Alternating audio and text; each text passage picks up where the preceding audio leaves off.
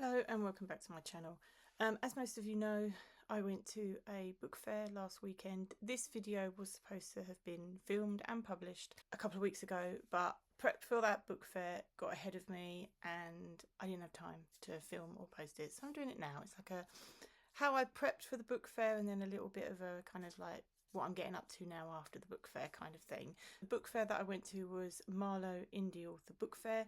It was my first book fair, so I was pretty nervous. It wasn't originally going to be my first book fair. I was going to go to a craft fair in July, but something happened to the venue, so I had to change that date. So, which meant that I've now got two fairs in September. One at the beginning, which was Marlow, and one at the end. I knew going into it that it was going to be a fun day.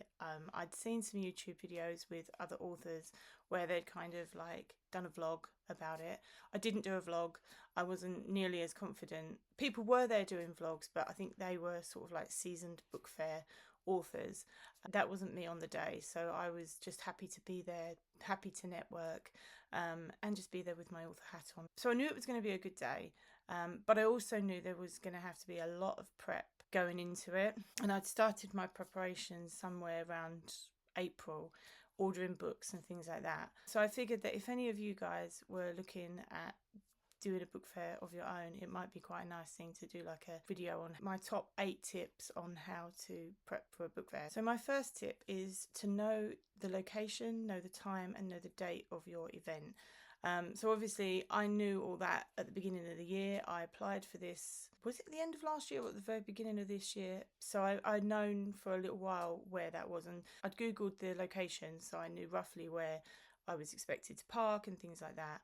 Another thing is you've got to know, although I didn't know the venue itself, you've got to know about table size, whether they provide tables and chairs, because if not, you will have to bring your own, whether there's Wi-Fi available on the day. I was really lucky. They said that they would provide tables and chairs, a 6-foot table and chairs. So I knew that I was going to have quite a bit of space for any books that I wanted to bring, and so that was great. You've got to know what's expected of you with regard to car parking, whether the car park's near and accessible to the venue, or whether you need to unload outside the venue first and then go and park your car. Car parking fees as well. I don't know, I assume it's similar in the US, but definitely here in the UK, car parks in towns are not always free.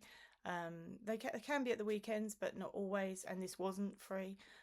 So I was glad I looked into that as well before I left. So I knew the fee I'd need to pay. My second tip is to sort out your books and your inventory and what you're going to bring.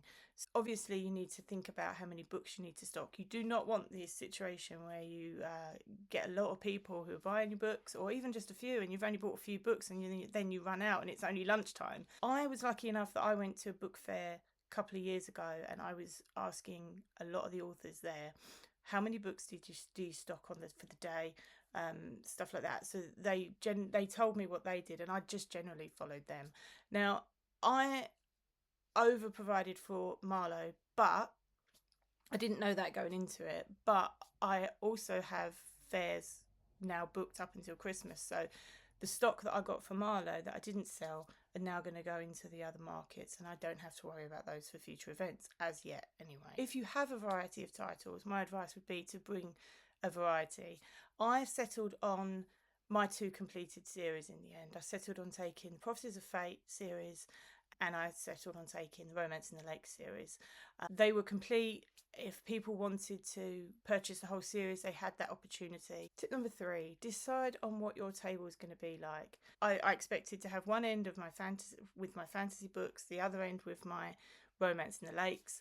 And that's exactly how I set my table up. I also had bought a tablecloth. I bought one of the tablecloths that kind of hook onto the table legs. I also bought a table runner that went over the top of the tablecloth in the middle of the table with my name and logo on it so that people knew who I was. I also put business cards out, bookmarks that were free. Make sure you've got your prices visible. And I did like a tier pricing system. So I gave prices for individual books. I also took Bella Notte. That was a smaller book, so that had a slightly different price from the rest of the Romance in the Lake series. But I let people know how much the books were, but I also let them know how much it was if they bought the series. And generally that included a little bit of a knockdown off of the full series price as well. But they were all clearly displayed so that people could see them. Obviously, I mentioned my business cards. Make sure you've got business cards, bookmarks, any other freebies that you want to give away. I also had, so on my business cards, I had my newsletter sign up, so people could take that or get given it when they purchased a book, and they've got like a QR code that they could scan to join my newsletter. Also on the table, I had the option for if people didn't want paperbacks and they'd prefer ebooks, I had a QR code for that as well that linked straight to my Amazon page. That I needed that a couple of times actually. Some people interested in the books but didn't have enough space or didn't want to purchase a hardback, so I gave them the QR code for the ebooks, and they were able to scan that then and there and get taken to my Amazon books. Tip number 4, make sure you have an idea of your marketing materials. I did a lot of research going into this about what kind of marketing materials I wanted. I went on Vistaprint, and obviously there's loads of stickers, there's loads of bookmarks, there's notebooks, there's pens, all kinds of stuff you could have. So I settled on some bookmarks. I went with this one, just designed it in Canva, printed it with Vistaprint, and on the back, just my logo. I will come back to that as well because I've had some thoughts about that after today as well. So there's another one that I've got.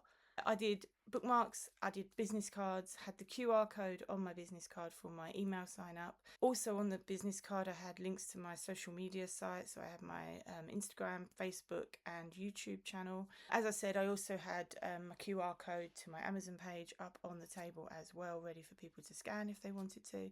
And that was really good because, like I said, they could do it just then and there.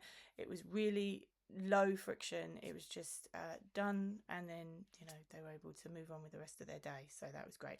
Tip number 5, tech was the thing that scared me the most. I am a technophobe, but this has been a baptism of fire. Like I said, I purchased a POS system, which is a point of sale system. I got SumUp. I got the SumUp Solo, I believe. It comes with its little dock. But I got that one because although there were other devices that were cheaper, this one can run off Wi-Fi, but it also has unlimited data built into it as well. So if there is no Wi-Fi on the day, it doesn't matter. I can still use it to make sales. And that worked really well actually on the day, because although there was supposed to be Wi-Fi, the Wi-Fi didn't work for half of it, and it was really challenging for some people to use their POS system. At the time when I bought it, it was on offer. I don't know if it is now, but it is worth looking into. As I say, it was reliable for me, and the battery life on it is amazing. I didn't need to charge it, although I did have a portable battery pack that I bought, because if for some reason the battery does drain, I've got that option of being able to plug it in and charge it via that as well. So I felt confident with that the whole day, and I was really glad because I did not want to be worrying about that while trying to put my best foot forward, trying to sell books. Tip number 6, to practice and to have an idea of what your engagement strategy will be. I've got to admit, I played this slightly, I kind of winged this a little bit because I didn't want it to feel too rehearsed. And I have a problem. I have a thing where if I rehearse it too much, I feel too stiff and I don't feel like myself. Like with a lot of these YouTube videos, I just kind of like go in without a script. And I just talk. But that's how I am as a teacher, so I'm very confident to do that. I'm not naturally an extrovert, but when I have to be, I can be. But some people do need to have that sort of general idea of what to pitch and how to pitch. So if you are one of those people, I would suggest that you practice that, you have it written down somewhere. You could even use it as a synopsis board, like for the story as well, because I'm going to do that going into my next fair. Sort out a synopsis board where it just kind of gives everyone an overview of what the series is about. Don't be afraid to start conversations. Be prepared to start conversations, because sometimes people will come over, they will look for a little while, and you let them look. You say hello, good morning, good afternoon, whatever, and then when you kind of get the feeling. And I would say it's instinctual. I was worried I wouldn't know when to kind of step in and say, hey, are you interested in X, Y, Z, whatever. But actually you do get this instinctual feeling where someone might be open to a conversation about the books. They may not buy it, but they're at least open to a conversation. So be prepared to sort of take that step to make that leap of faith. What's the worst that could happen? They don't buy a book. they're very polite about it and they move on. It also helps with your confidence for the next person, and you can do a better job, you can do a more confident job next time. Tip number 7, dress for comfort. I would make sure that whatever you choose to wear on the day you are comfortable with. Also, you need to make sure that you have the necessary things to make your day as comfortable as possible. So water, snacks. If it's going over lunch, make sure you've got a lunch, or at least you've got someone who can do a lunch run for you. I had my mum, she did a lunch run for me. She's lovely. Make sure you've got pens for signing. Make sure you've got things like pain relief, hand sanitizer, anything that's going to make your day more comfortable, because it's a long day. And lastly, tip number 8 is to have a post-fair strategy. So know what you're going to do after. Before the fair, you've been telling people you're going to be there, telling people about it, advertising it on social media. You're kind of going to want to do that at the other end of the day as well. So you will want to make sure that you put up social media posts about your stall, how the day went, things like that. Make sure you tag the event organisers, thank them, tag other authors that you've met, all that kind of stuff. Note down for yourself what worked and what didn't work. Okay, I was doing this throughout the day. I took a notebook with me, and throughout the day, if I noted something wasn't working, or if I needed something else, I would make a note of it.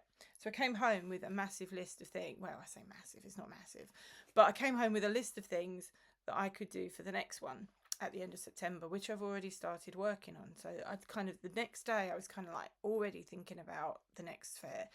One of my things that I'm changing, the bookmarks, instead of my logo being on the back, I'm going to have a QR code to my Amazon shop on the back. So when they take a bookmark, they've also taken essentially my books with them, because they've got the link to my Amazon shop. I'm also going to have a synopsis board for each of my series, because it's just easier that way for people to read what the series is about, and then you can engage them in a conversation. Do you like romance? Do you like fantasy? Blah, blah, blah. I'm also there was one author who was sat right opposite me, so I was looking at her stall, and she had like little chalkboard signs that kind of listed tropes for her books and series and things, and I was like, that sounds like that's something I should do, really, because I quite like looking at trope pictures and images on Instagram and things like that. So I was thinking, well, I could do the same thing for book fair, so that people know what the book's about. If it has dragons in it, if it has second chance romance, blah, blah, blah, found family, all that kind of stuff, so that people know. And that could also inspire some questions. If people don't know what found family is, I can explain it to them within the context of my book and things like that. I've also decided that because I'm doing fairs now, because I loved it so much, I came home and I was like, I want to do more. So I've booked a fair in October, November and December. So we're leading up to Christmas. So I've made some of my books that were not paperbacks into paperbacks. So we've got December Magic is now a paperback that I can sell at a book fair. We've got Not Just for Christmas. Now I know I said I'd stick to completed series, but this is a Christmas book, and you know, it could do well for Christmas at book fairs, so I've decided to make this a paperback. It was going to be a paperback anyway eventually, so I've just moved it up a little bit. And this Christmas is also a paperback as well. So this Christmas, December Magic Bellinotte, slightly cheaper than the rest because they're smaller books, and the rest are full price novels. So I've got options, pricing options for people to purchase at.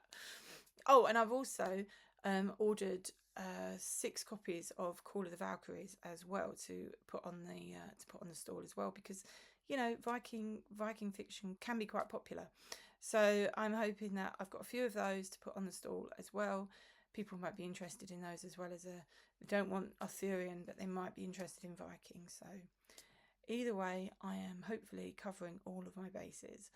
Oh, I forgot to mention, also, while you're buying books and things like that, make sure, and POS systems, etc., make sure you consider transportation, because even if you unload outside the venue, you have to then get the boxes of books into the venue, and your table could be on the other side of the hall. So purchase a trolley. I've got one of these like industrial metal trolleys, only about 40 quid off of Amazon, but it was a lifesaver. Get a few bungee ropes and tie it around the books and that, and it was a complete lifesaver for me. So I would highly recommend getting a trolley as well. I think that's going to be my final word on the matter of prepping for book fairs. Other than do it. If you get the opportunity to do it, I highly recommend it. they're great for networking, meeting new authors, and just stepping into your kind of like author self. So I would highly recommend, even if you don't get the bug like I do, to just try it once. Put yourself out there. So as I say, that's it for today's video. I will see you next week with the next one, which will be a review of Amanda Sluthak's Ice Wolves. So I will see you then. And in the meantime, have a great week. Bye.